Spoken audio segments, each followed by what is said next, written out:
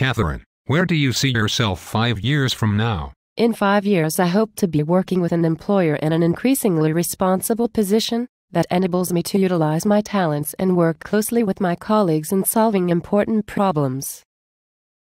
I see myself taking on new and exciting challenges in an enjoyable environment, and hopefully this will be with your company. Now that you've had a chance to learn more about us, what would you change about our company? From our discussion of the problem with the local business accounts, I think we should look into the possibility of consolidating them. However, I think we need to do a thorough cost-benefit analysis of this region before making such a move. We may find more beneficial options. Catherine, we all have weaknesses. What are some of your major weaknesses? I have a tendency to take on too much on my own. I am working on this by delegating more. What type of decisions do you have difficulty making? I used to have difficulty saying no to people until I learned to better set priorities. What is your biggest failure? During one of my early employment assignments at the beginning of my career, I lost the $2 million Jetler account after only 6 weeks on the job. I felt awful and thought I would be fired.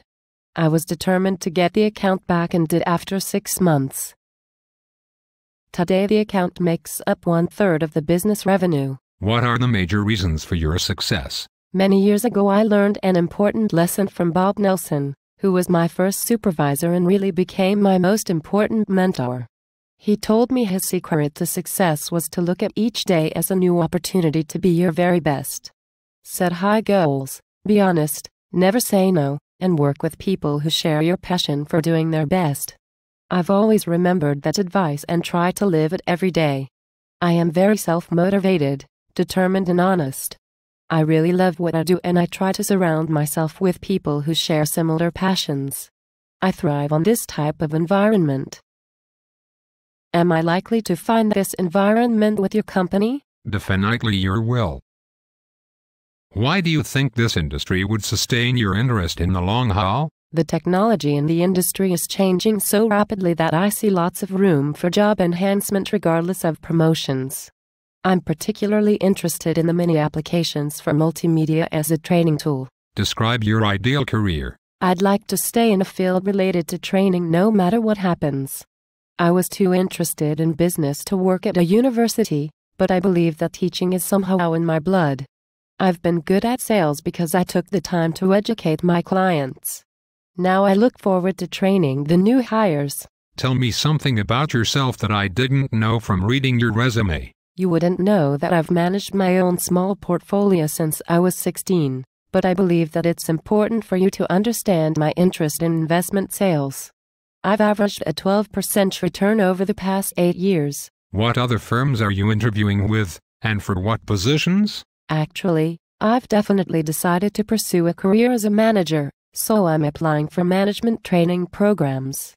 I've recently had interviews with several other large corporations in the space telecommunication industry. Catherine, what are your strengths? My strengths are interpersonal skills, and I can usually win people over to my point of view. Also, I have good judgment about people and an intuitive sense of their talents and their ability to contribute to a given problem. These skills seem to me directly related to the job. I notice that you require 3 years' work experience for this job. Although my work history shows I've only 2 years' experience in the field, it doesn't show that I took 2 evening college courses related to the field and have been active in one of the professional societies. I also try to gain knowledge by reading the industry's trade journals. I'm certain that my combined knowledge and skill level is the equivalent of that of other people who do have 3 years of work experience. I'm also currently enrolled in a time management course. I can already see the effects of this course at work on my present job. How do you explain your job success? I never assume our customers are satisfied with our product, so I do my best to follow up with every customer. This feedback has provided valuable insight into the quality and characteristics of our products.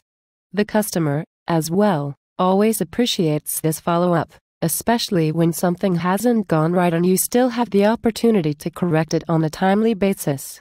In addition, I'm able to pass on information to our design and production units to help improve both process and product. Would your current boss describe you as the kind of employee who goes the extra mile? Absolutely.